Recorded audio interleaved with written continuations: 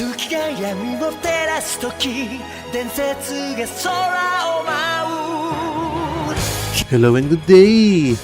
This is Crusisythe and welcome to my channel. Our topic today is Moderoid God Gravion and Moderoid God Sigma Gravion from the show Gravion and Gravion's Y. Now, this will be my second time doing a double review. The first one was the Master Grade Eclipses. Feel free to click the link above or the one in the description if you're interested. Though it's one of my old videos, so by that time I'm still trying to find my video style. And also, this will be my second Moderoid video. The last one I did was way back November 2025. Again, click the link above if you're interested or the link in the description. Sadly, there is no unboxing video clip today. I built the Gravion set around 2022 to 2024. And of course, during those years, I don't have a YouTube channel yet. With all that out of the way, here we go!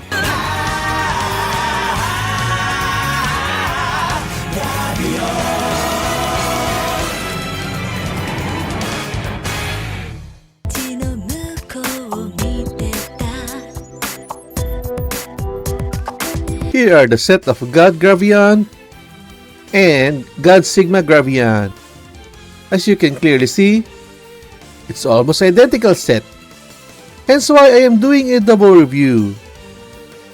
G-Driller, which has the two pilots for the unit, both sets are completely the same. Now for its articulation, the gun barrel is static, the drill is static, the white back part can move, but it's obviously for the combined form. G-Shadow, the stealth bomber unit, also the same from both sets. For the articulation, the wings can go up and down. G-Attacker and G-Striker, the fighter jet units. Now this is where it differs. The God Gravion is color blue, while the Sigma Gravion is color black. Also, despite having different names, appearance-wise is pretty much identical. For the articulation, wings can flap up and down, head part can move up and down, also can move inward, tail fin can move upward, and let's talk about this part later. Grand Kaiser and Grand Sigma, the humanoid robot, and also the core unit of the set. Now, other than the obvious color difference, front skirt armor, side skirt armor, back skirt armor, leg armor, arm armor, chest armor, shoulder armor, head crest, and lastly, the face. For the option parts, set of closed fist, set of open hand, right hand trigger and gun. Same goes with Grand Sigma, but if you buy it directly online, you get the Divine Sword Balmung. Now for the articulation, since both are almost identical, they share the same articulation.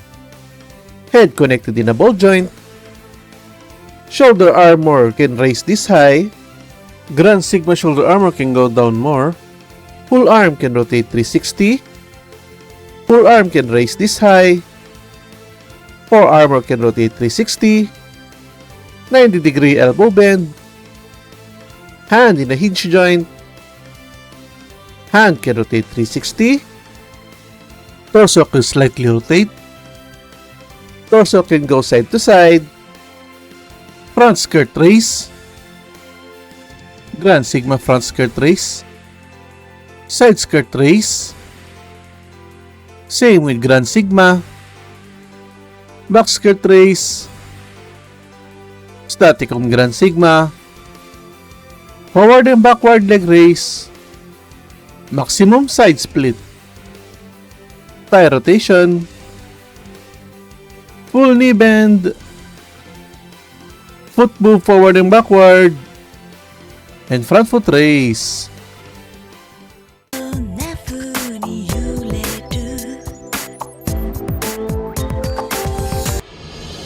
Grand Knights の諸君、合心せよ。エルゴフォーム。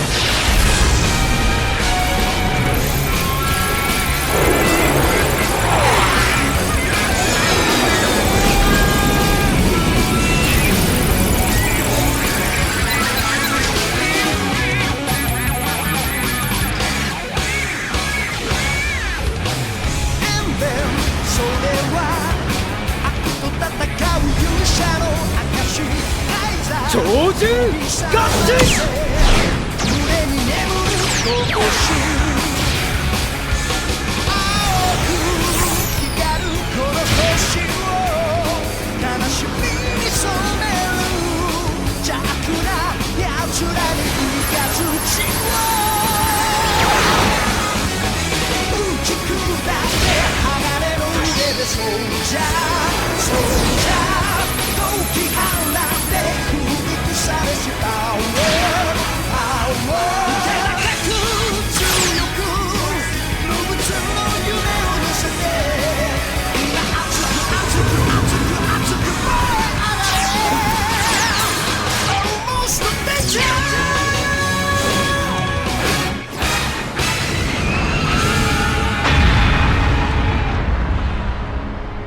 グラビオン合心完了。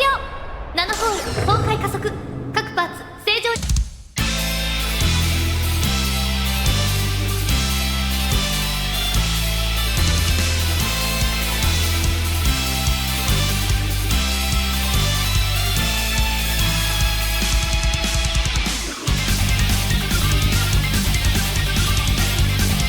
You can now store this somewhere.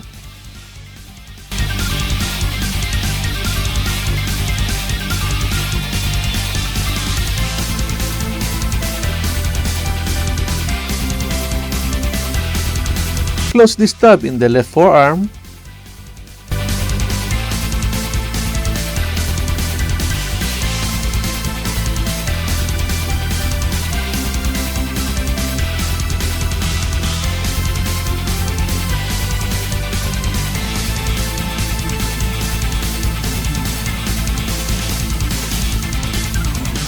Store this one too.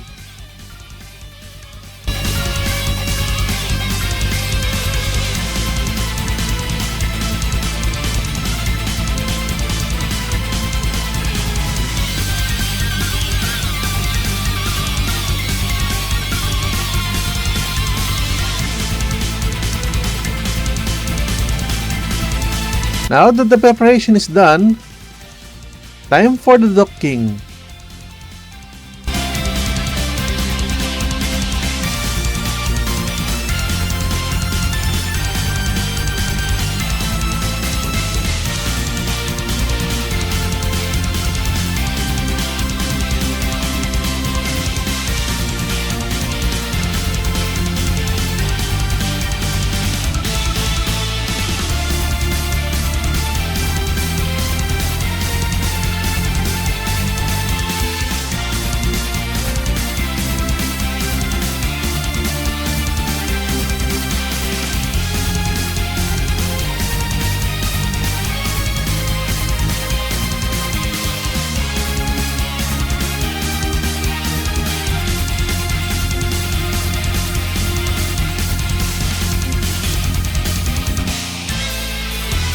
And here is the combined God Gravion. The overall look is really impressive. Thank you 𝐂𝐫𝐞𝐝 for the mecha design. The entire plastic quality is just great. I appreciate how solid it feels when holding. Definitely the best Moderoid kit I owned. It's at this moment that I changed my mind on my initial thoughts on Moderoid kits. Because my first one was a disaster. Hence I started trying other Moderoid kits. And almost all of the new Moderoid about was completely fun and almost no complaint. Now what if the core torso is wobbly and the storm arms moves a lot? Really an excellent idea to add this one. An alternate core torso. I highly recommend using this one for the docking. Also later on the show, they'll be changing some of the scenes in the combination animation. But one thing became consistent. The pilot of Grand Kaiser starts feeling the docking. Also, the show has the mandatory beach episode, so they took the effort to also animate the pilots in their swimsuit wear. And the combination animation goes like this. Grand Knight no Shokun, 脱進せよ。エルゴホーム。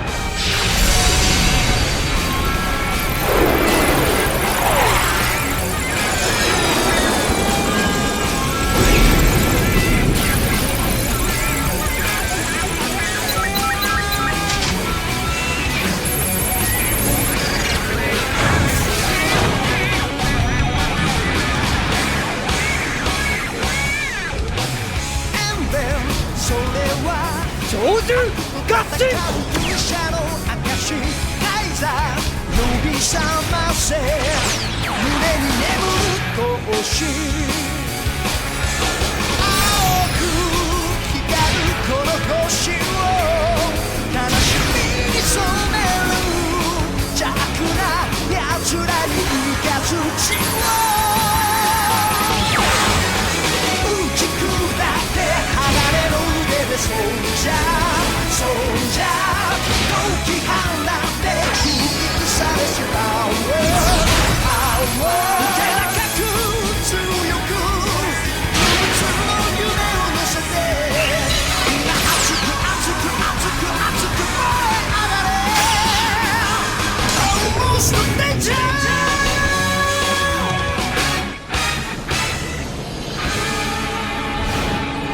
操縦合進ゴッドグラビオン今のは一度言ってみたかったのだ For the 𝐂𝐫𝐞𝐝 Gravion, it's pretty much the same combination process. Only difference is the 𝐂𝐫𝐞𝐝 head crest is not replaced with the new head crest. Now here's how its combination animation.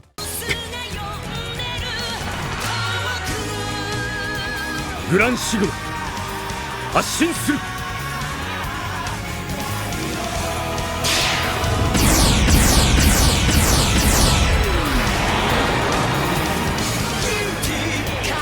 操縦合進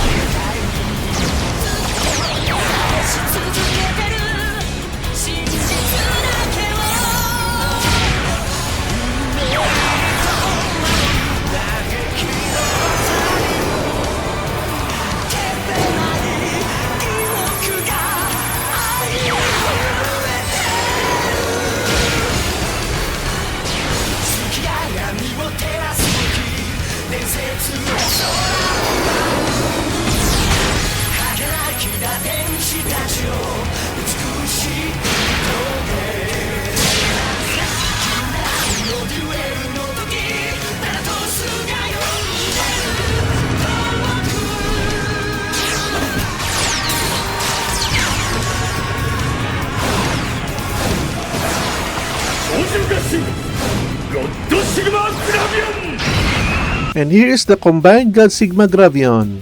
So yeah, appearance wise it's almost the same. So all the pros and cons are also the same. Only one strange thing I found in the anime though. They've been showing how bulky God Gravion is, especially in combined form. But when Grand Sigma is involved, the show is presenting it as a slim mecha, even in combined with Gravion units. Other 𝐂𝐫𝐞𝐝 Gravion figure is also presented that way. Also as Sol Sigma Gravion, it looks slim. Anyway, that's just me, nitpicking on things again.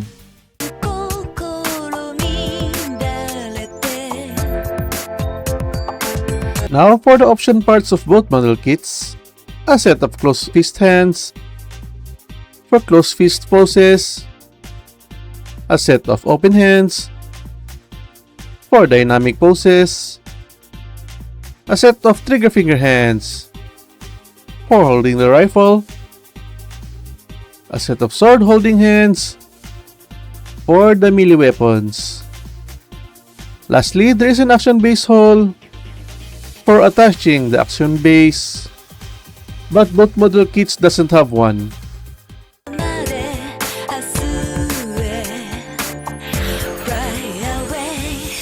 Gravity Vulcan.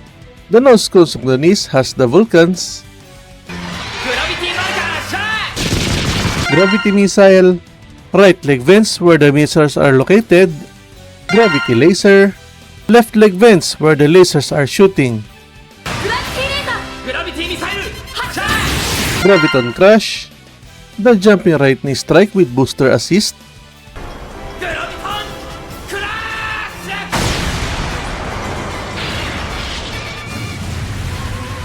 Graviton Rifle. Rifle that Gravion pulls from the side of his leg where it's stored. Though what we have can't be stored on the legs.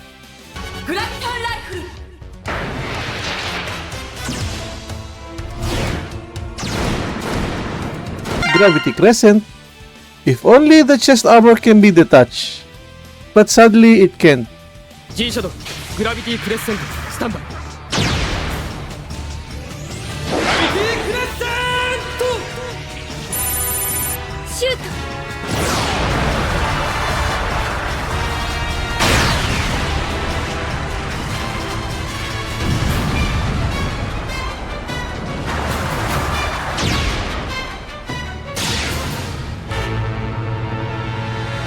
Graviton Arc. The big laser attack from the jewel on the chest. Graviton Arc!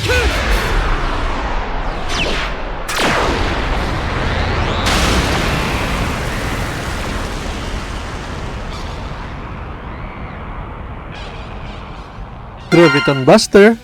The cannons on the forearms. But they can't do the interlaced finger pose like in the show. Graviton Pressure Punch. Gravion's version of Rocket Punch. But wait, aren't there a pilot on each arm? Left Driller, Graviton Pressure Punch, standby. 了解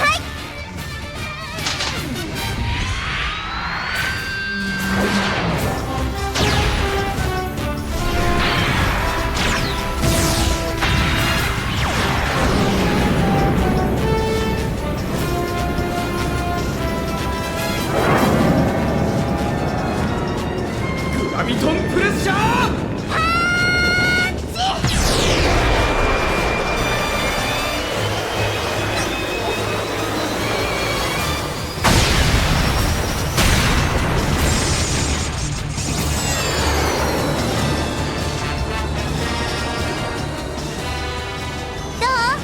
Right Driller Cockpit, Graviton Pressure Punch, standby.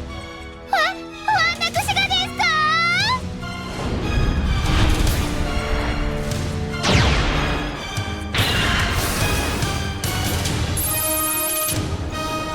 Graviton Pressure!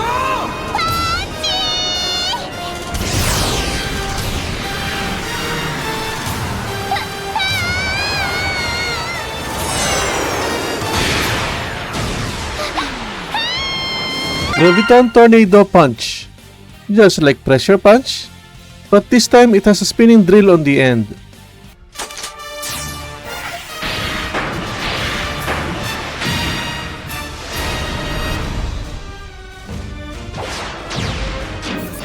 Tornado Punch, standby OK! Graviton Tornado!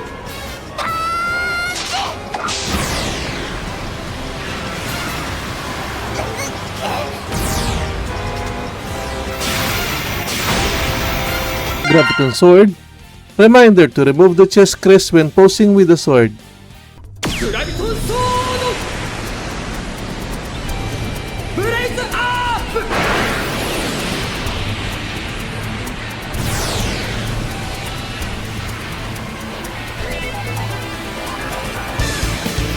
ERGO END!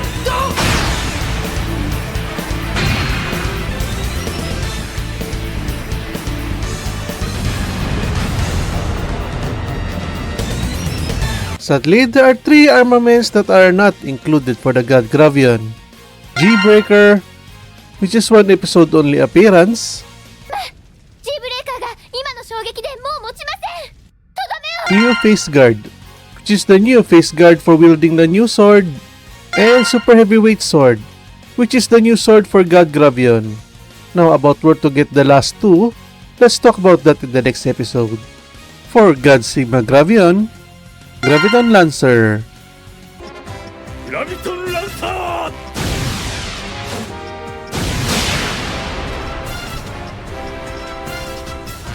His exclusive melee weapon, also not stored anywhere when not in use.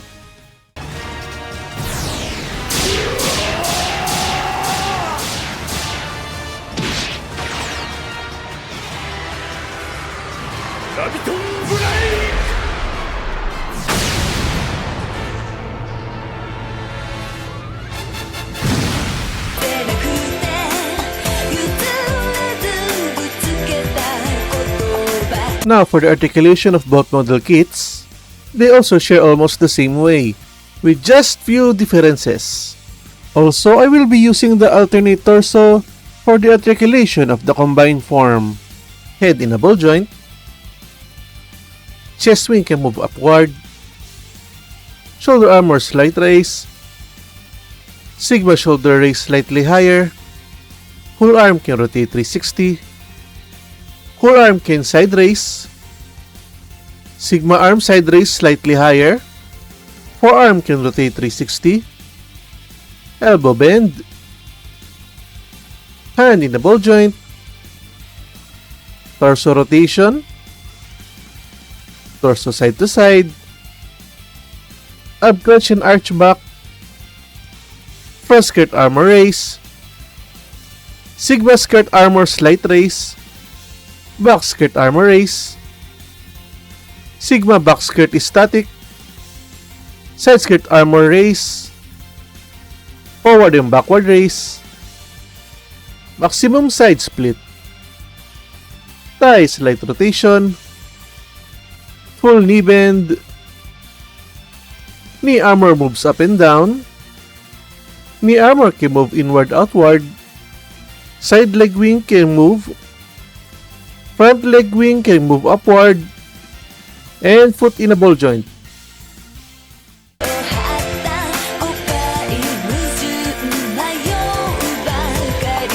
Despite the sticker and pre-painted parts, there are some parts that still need some color correction. For Grand Kaiser, the circle part again, vents, inner thigh, circle armor, gun. Now for Grand Sigma, hand armors, shoulder vent, crotch vent, thigh, circle armor, circle shin. For the other same units, shadow vent, nose grill, upper vent, red detail, front frame, jet vent, face armor vent, sword handle, Sigma handle. Core unit is top heavy and has problem in standing. Lastly, the core unit has an off proportion. To be honest, all those minor issues are nitpicking at this point.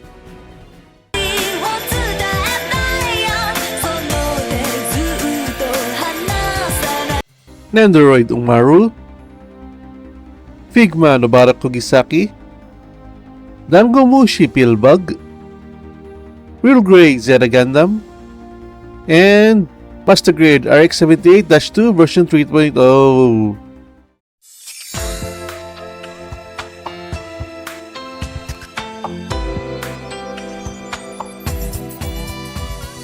And that's the God Gravion and God 𝐂𝐫𝐞𝐝𝐤 Gravion model kits. Probably the best Moderoid kits I bought so far. And also both model kits are priced around. Even if you haven't watched the show, both model kits are still worth purchasing if you want to try the Moderoid line. It has a lot of playability, got some decent articulation, and definitely a great aesthetic appearance. To top it off with the decent size, which almost the same height with average size master grade kits, definitely gets a presence when in display. And to end it with having almost no issues at all, I really enjoyed doing a review on these model kits. With all that said, I'm giving both model kits a score of 5 out of 5 stars. Now that we've discussed these two, time now to talk about the remaining Gravion set. Let's talk about that in the next episode. Thank you for watching, and with that said, till next time.